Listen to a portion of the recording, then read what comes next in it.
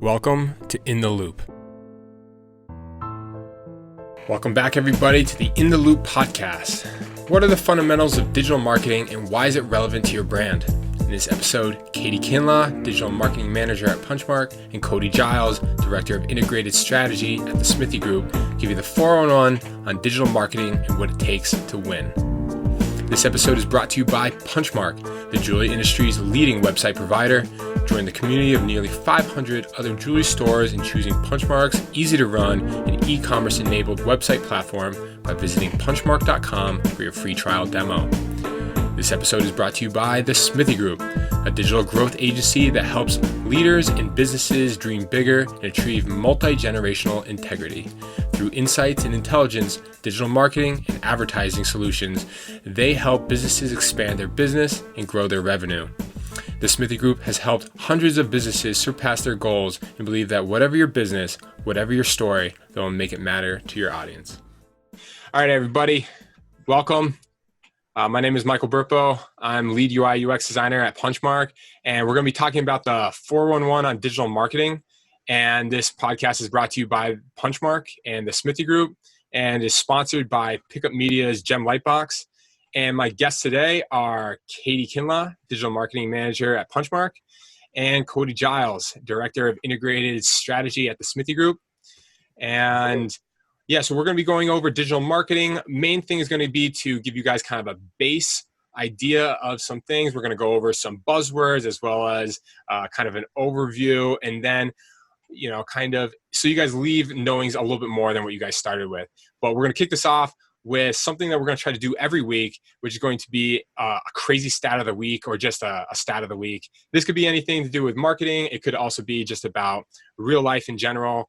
And just so that I think stats are really compelling. So it'd be nice to start with something. So maybe, Kate, do you want to start with your stat?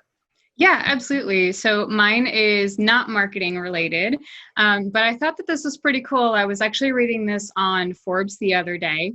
Apparently last year, so in 2019, Americans in general spent $95 billion with a B, $billion on their pets. So wow. Talking about like vet bills, talking about like daycare, talking about everything that comes with that in terms of expenses, which has kind of increased astronomically. I think in like 1996, they were spending like 20 billion on their pets. I think it's interesting to see some of the switches in today's society that people just like put so much into their pets. I'm biased, which is why I chose this fact. Obviously, I have a precious little one at home. I've got a little dog named Kit. He's 19 pounds. He's gained some quarantine weight. I took him to the vet this past week, so he is 3 pounds heavier than the last time that I brought him. I think that's partially my fault because I've also gained some quarantine weight and he had some table scraps. But anyway, I wanted to ask you guys, Mike, I know you don't. Cody, do you have any pets at home? I don't have any pets at home. No. Yeah. See, look at that. Maybe only one third of us contributing to the $94 billion to set the stone. I spend plenty. Pet insurance is a thing, which I found crazy. I think it's part of a lot of insurances. Yeah, definitely. I mean, our director of client success, Elise, has 4 cats, so she's definitely contributing to that large stat, 100%. But I'm using Cody, what stat did you have on this? Yeah, so my stat is that the longest time between 2 twins being born is 87 days. It's a very random stat. Wow. And they're still considered twins? Apparently.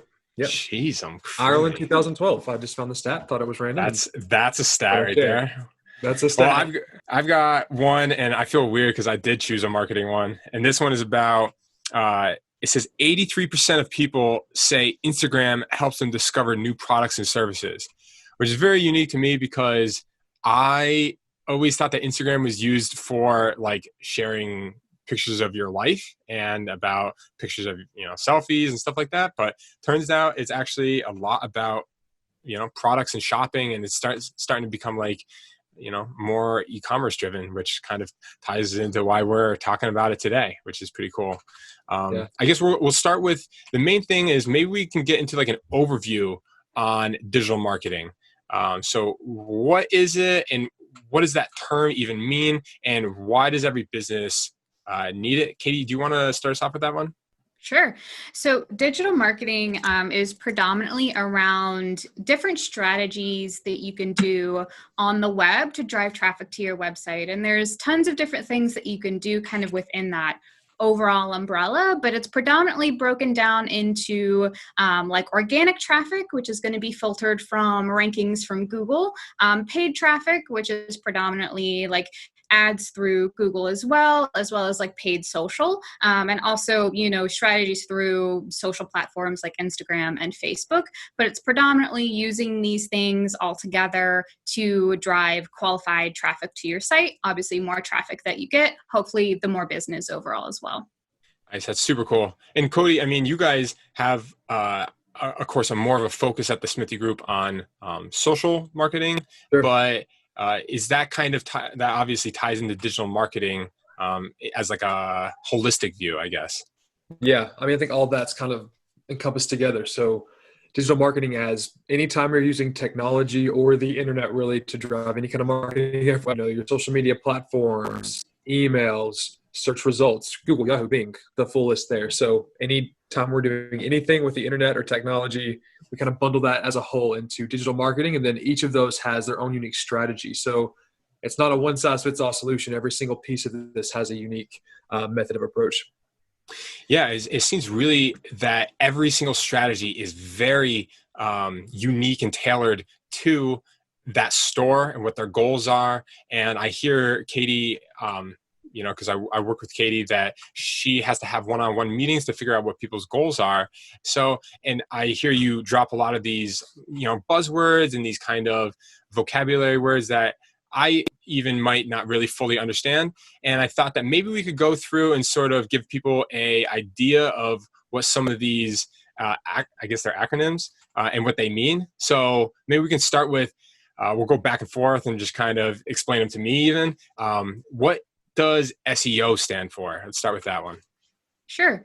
So SEO stands for search engine optimization, which is predominantly around tactics that you do on your website to help you rank better, essentially in Google. And this is, a combination of different things, but it's predominantly centered around, the technical components of your site. So like site speed, any technical components, maybe 404 errors that you're having, the technical components, the content portion of your site, how much really good keyword rich text that you have, offsite tactics. So this is predominantly around like reviews on Google. We all know that that's important. And the proximity of the user does kind of come into play, but it's essentially using all of these things to create a strategy to help your site rank better in the search results. Nice. So that's SEO, not to be confused with SEM, which is, I'm not even fully sure because I got this wrong. Katie laughed at me when I said it on a phone call one time. Cody, can you explain to me what SEM is? Sure, yeah, SEM, so search engine marketing. So kind of what Katie explains through SEO, it's really all of these organic strategies that you're using to rank higher from an organic standpoint on search results page. So when someone's going to Google and typing in jewelry store, XYZ in my area, all those organic rankings. But just above those organic rankings, you do have paid placements. So search engine marketing is essentially getting spots in those paid placements at the top of the page. So SEO more organic, SEM really that paid strategy. So I guess everybody, SEO, SEM, everyone's always feels like they are trying to pit them against each other or have that conversation, which one's better. Is there an answer to which one's better? I think you need both of them. I think Katie would say the same thing too, probably. Yeah, absolutely. And that's what I was going to say. It really depends on the market of the client, really as to if, pay-per-click or SEM. I guess that's another acronym too, is PPC, also stands for pay-per-click, which also can be synonymous with SEM or search engine marketing. I know it can get a little complicated there, but it really depends on like the market of the client, whether more suburban, whether more metropolitan, depending on like the amount of budget that they need for like that to actually make sense for them. But SEO, I feel like is important for every website, and pay-per-click is always a really great thing to do, regardless of your budget, to kind of help support that, because not only are you showing up organically in the listings, but you're showing up above in those search results, in the paid placements up at the top, which is just going to be a credibility builder. If they see multiple times, you're staying top of mind, and it's just supportive and integrated marketing. Yeah. I mean, you said it's sitting at the top of the results.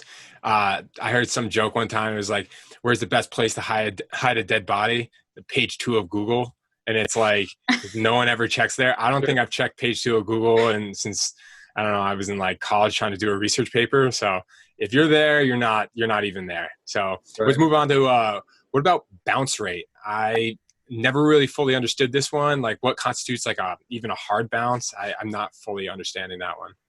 Yeah, definitely. I mean, when we look at bounce rate, it's really someone coming into your website, not taking any kind of action, and then leaving the website from that. So this is often one of the most critical metrics that you look at from a web perspective, just to understand, is your website converting? Are people going deeper into your site? Are they landing on the single page, not doing anything, just viewing the content is all, taking no action, and then immediately leaving? So the bounce rate comes in the form of a percentage. So you want to try to keep that percentage as low as possible. That just means that you're getting people into your site and they're actually engaging. Otherwise, when you have that high bounce rate, it's indicating that people come to your site, take no action, and then immediately leave. Yeah, kind of like big hard no. Is there like a bounce rate that you try to keep people above? Is there like a rule of thumb for people at home? Yeah, I mean, at least from my personal experience in working in not only just like the jewelry industry, but I think across all industries, really anything above 60%, I feel like is a little bit of a red flag for me. And I would really want to look and see, because certain pages have higher bounce rates than other. I think if you can figure out which pages have the higher bounce rate, maybe that can determine a particular issue on that page, maybe need to make some adjustments there. But I would say kind of standard, anything below 60% is relatively healthy. Anything above, I would maybe take a deeper look into that. It seems like a lot of things can can add on to it. And that's why whenever people, millennials are very, they know what they don't like. One of them, like, if you have a video and it auto plays audio when you get to a website, that is a big old no for me. Or like you have big pop-ups that are hard to close. I'm a big no for that. And I think you can get away with it a little bit more if someone is less tech savvy. But for the people that you're trying to sell to, probably between the ages of 25 and 40, they're going to know, I can't figure out where that music's playing from, and I'm going to just leave the website and go shop somewhere else. But sure. I think Katie makes a good point, just adding on to that, about different pages having different bounce rates. So what we always see is the homepage typically has the lowest bounce rate because that's where they're going to come first. If you have a good homepage, you have a lot of options for them to click through. You have the nav for them to go through to find. And it can kind of be a situation where you look at that bounce rate and think, oh, I'm good. I've got them into the site. That number's good. But then it's really looking at, okay, what's that next step they take? After that first page they go through, what's the bounce rate there? And kind of as you go on, because while you get them there, it's important that you keep them there. So then you have to start looking at, as they're going throughout the website, what pages are they going to and where is that bounce rate maybe going higher to know, oh, they're going to this third page on my site. This bounce rate is really high. Now, how can I optimize this page to keep them kind of going through? So yeah, it does really change a lot. I mean, we see from a homepage standpoint, bounce rates lowest 20 to 30%, especially when we have a lot of content and good content there. So as an overall, we definitely see 60% or less is good. But even from a homepage perspective, when you have a really well-crafted page there, you're getting 20 to 30%, which is super low and great metrics to see. Yeah. Sure. So just trying to have a site that looks nice and just carries it through, isn't too, a lot of people they have their websites and they look kind of like a borderline scam, and that can kind of increase your bounce rate as well. So again, maybe we just wrap that up.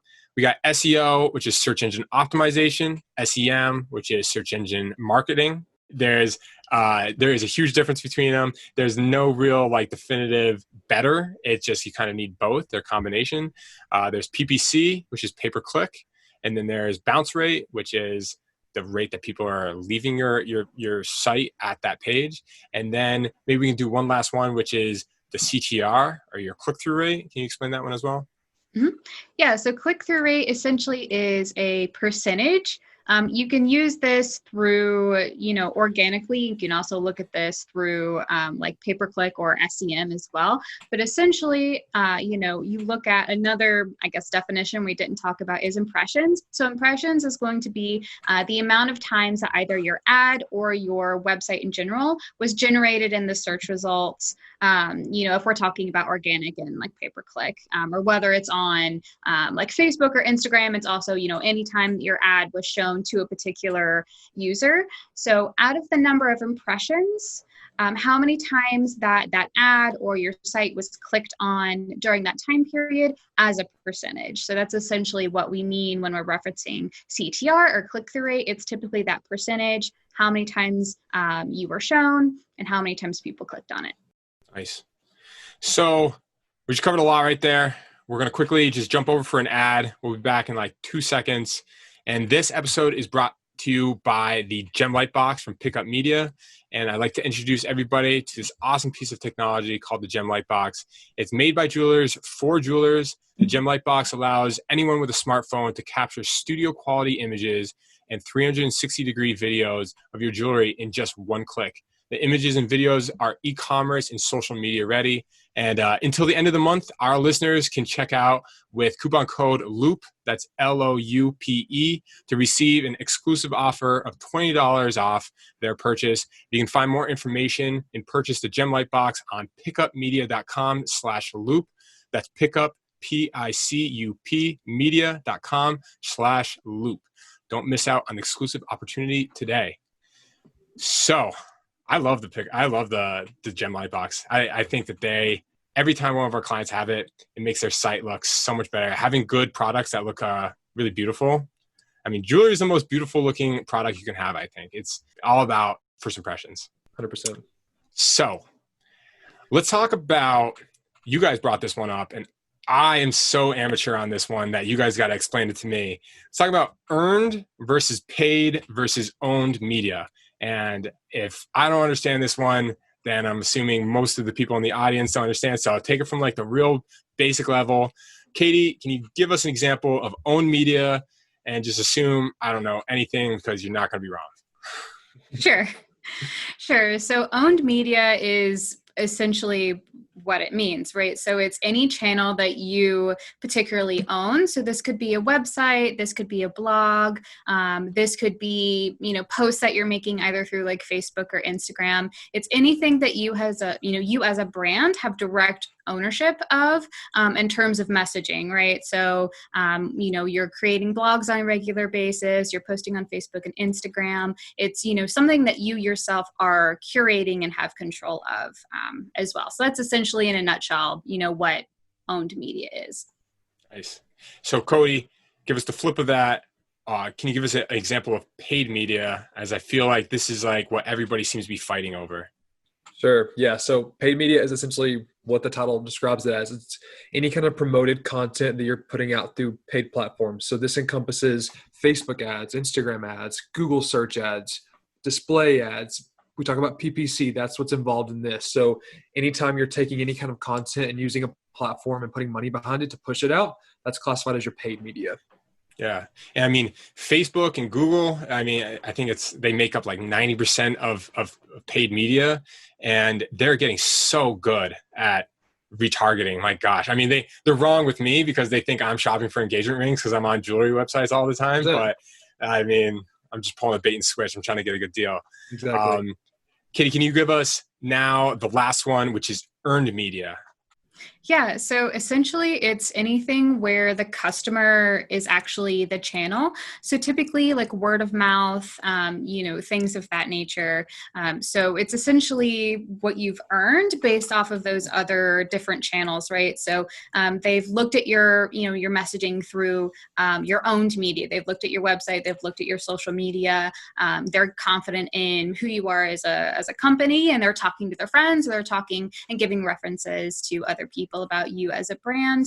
It also can technically be considered SEO as well. And I know some people go back and forth whether or not that's considered like earned media, because as you're working through your content strategy on your website and you're really putting in a lot of effort to help certain pages of your site rank well in Google, you can technically argue that you've earned, that ranking in the search results based off of the work that you've put into that as well. But it's predominantly anything that really the customer is its own channel and the advocate for you as a brand.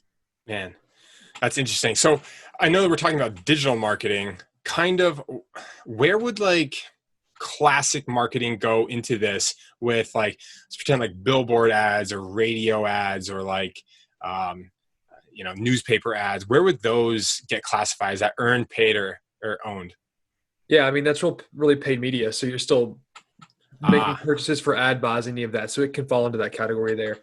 I think going back to Katie's point, it's interesting when we talk about SEO being earned, it's probably at the very top because SEO takes so long to craft and it takes so long for results to come through for that it takes a long time to earn that. So if you can classify anything as earned media, I think SEO is at the top of that list. Yeah. I think Katie one time explained to me that when it came to SEO, you had this really long tail life, and it would, you can't just start working on your SEO during, Christmas season. You have to be working on it during Valentine's, and then you'll get the payoff during Christmas. But SEM is like that short burst of, candy energy kind of, and allow you to feel the results right away. I don't know if that's a good generalization though. That's where we say it's really important that the two work together. So even, doing your SEO, you can really identify these are the keywords that we're really good at ranking for right now. The SEO strategy we have moving forward is in 5 months to rank organically for X, Y, and Z term. In the interim, now we can run SEM and bid for these terms to get at the top now. While our organic ranking is slowly creeping up, we can leverage SEM to be at the top from the beginning. Awesome.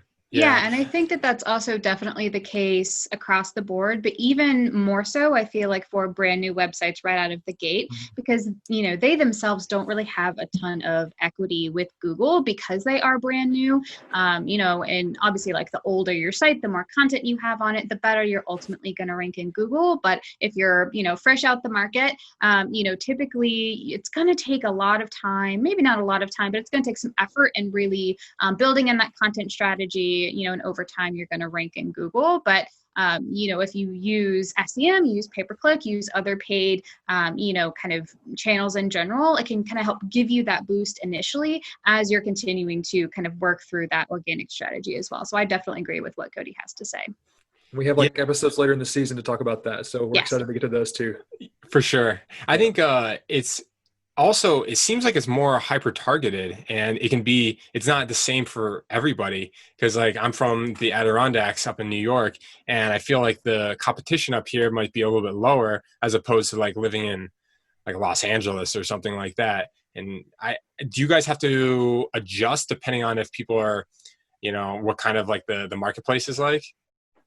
This is so important because one of the top questions that I know Katie probably gets, we get all the time is, what should I be spending? If we're talking about SEM, right, or even Facebook social ads, how much should I be spending? And it's always hard because the answer is it's going to vary by market. What you're spending in, so for example, Los Angeles, because there's so many people there, they're all searching X, Y, and Z. It's so different than if we are in a rural location in Oklahoma, for example, where there's less people, there are less searches. So and that's true for every market. So it's really hard to nail down exactly what that budget is without Google has great platforms and tools. So we can look at a particular area and type in keywords and see how competitive it is in that market to start analyzing what a budget should be. But it just varies all the time. I'm glad that you guys have to worry about this and I don't have to worry about it because, man, it seems like way over my head. Yeah. And I think another thing to kind of build off of that too is search demand obviously fluctuates even throughout the year, even per market, right? So, what you're going to spend for certain keywords in like Oklahoma versus what you're going to spend for the same keywords in New York is going to be significantly different based again on level of competition, of, the population of the people that are searching. Obviously search demand is going to impact that, but, are more people searching in like around Christmas time versus like in the middle of the year. Oh, yeah. So there are seasonality pieces that kind of tie into it too, but we can look at that aggregate data. And then as you're kind of, making those shifts and looking into some of your like higher volume quarters like Q3 and Q4, you can always, kind of plan for that in terms of like increasing your budget if you need to kind of capture more of that market saturation as well. Great point.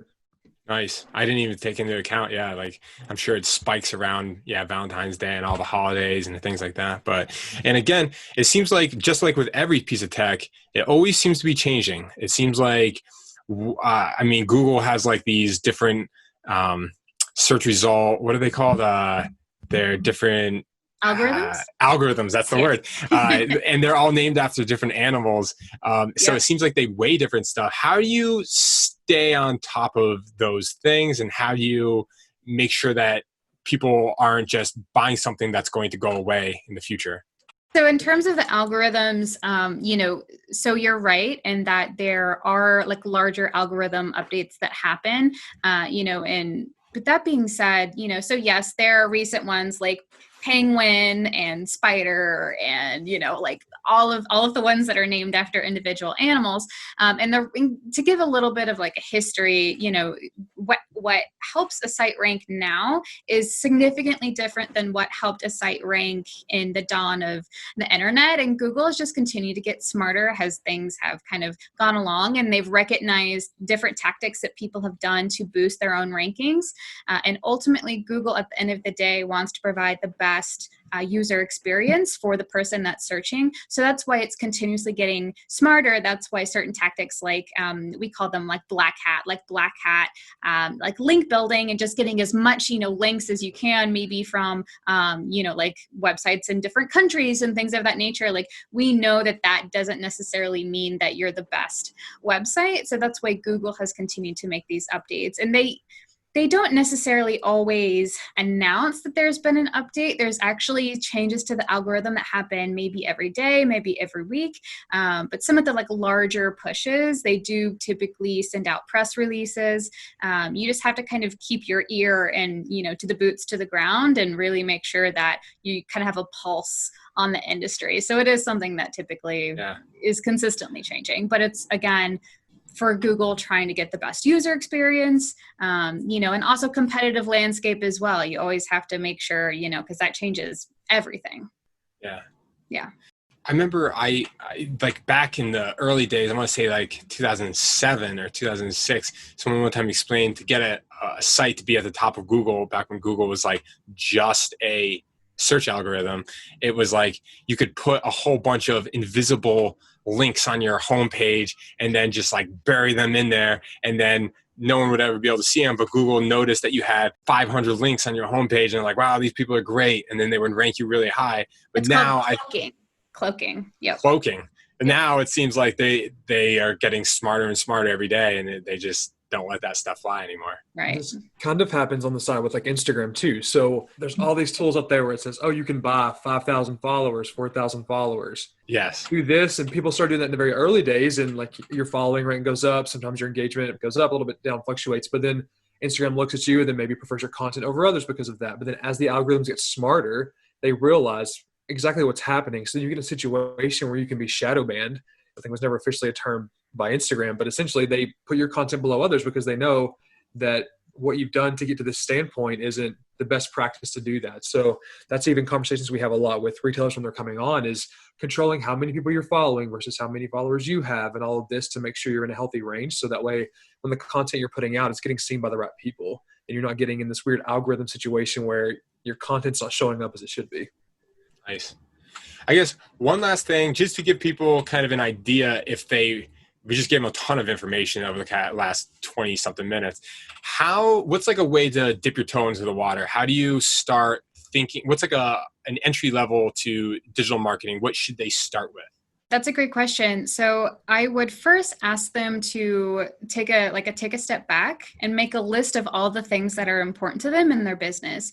And then I would kind of rank that in a list from like 1 to whatever, 1 to 10, 1 being the absolute top priority and, the lowest obviously at the bottom. And then take a look at their website, because at the end of the day, your website is going to be your home base for any kind of, digital marketing tactic. Make sure that the foundation of the website is where it needs to be, and that looking at that list, you have the appropriate content for those priorities. You have a page, for if you're a jeweler, you have a page for bridal, you have a page for engagement rings, you have a page for wedding bands. You're getting as specific on your website as possible. You have the right call to actions. Everything is really clear and concise and designed well. So that's number 1, get your home base where it needs to be. And then I would take a look at just the search results. I would just do some initial research and see how their competitors are doing. Are they showing up organically? Are they doing ads themselves?